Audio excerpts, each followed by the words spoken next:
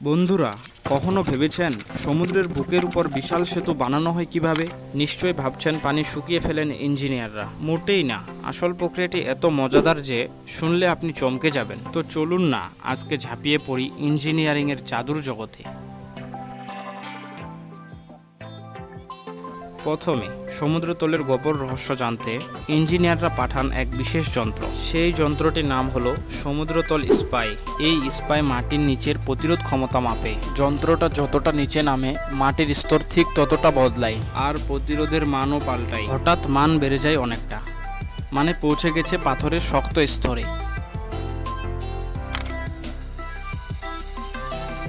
এবার আসে কংক্রিট ও পাইপ বসানোর পালা। বিশাল ক্রেন দিয়ে নামানো হয় পাইপ। কোন হাতুড়ি, এই হাতুড়ির ধাক্কায় পাইপ ধীরে ধীরে ডুবতে থাকে, কিন্তু ভিতর থেকে যখনই বাধা আসে তখনই বিজ্ঞানীরা বুঝতে পারেন পাইপ পৌঁছে গেছে শক্ত পাথরের নিচে। যখনই শক্ত পাথরের নিচে পাইপটি আটকে পড়ে যায় তখন বিজ্ঞানীরা এটি কিভাবে সমাধান করে। প্রথমে সরপিল ড্রিল দিয়ে ভেতরের মাটি পরিষ্কার করে, তারপর পাথর ভাঙার হ্যামার।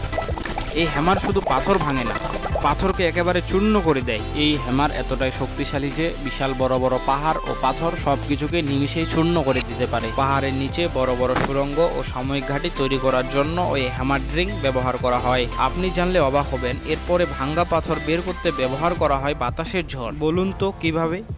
বায়ু সংকোচক যন্ত্র দিয়ে তৈরি করা হয় প্রবল বাতাস, যা পাথরের টুকরো উড়িয়ে নিয়ে যায়।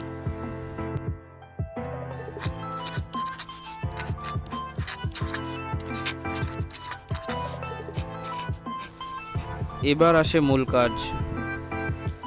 পাইপের ভেতরে রাখা হয় ইস্পাতের খাঁচা, তারপরে ঢালা হয় তরল কংক্রিট।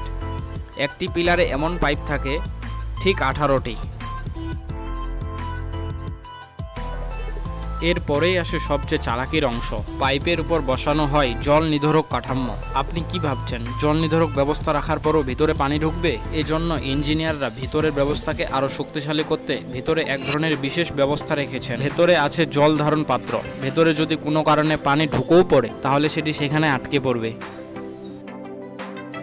এরপরে আসে ইট, সিমেন্ট ও বালি দিয়ে পিলার উপরে তোলার পদ্ধতি। যে পদ্ধতিতে ব্রিজের পিলারগুলো তৈরি করা হয় সে পদ্ধতির নাম হলো লাফান্ত কাঠামো পদ্ধতি। কংক্রিট জমার পর টেমপ্লেট উপরে উঠে হাইড্রোলিক প্রেসার পদ্ধতিতে, তারপরে সিমেন্ট, বালি আর রড দিয়ে আবার ঢালা হয়। এরপরে এভাবে পানির নিচ থেকে উপরের দিকে পিলারটি ধীরে ধীরে উপরে উঠানো হয়।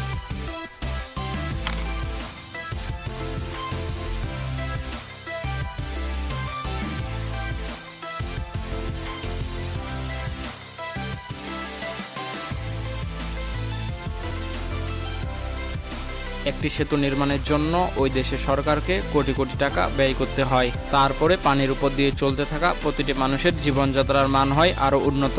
এই কাজের জন্য বিজ্ঞানীদের অক্লান্ত পরিশ্রম, মেধা আর শ্রম দিয়ে সবকিছু তৈরি করা সম্ভব হয়েছে। তারপরে আমরা পেয়েছি আমাদের জীবনযাত্রার ও যাতায়াতের সুবিধার জন্য এক অফুরন্ত সেতু।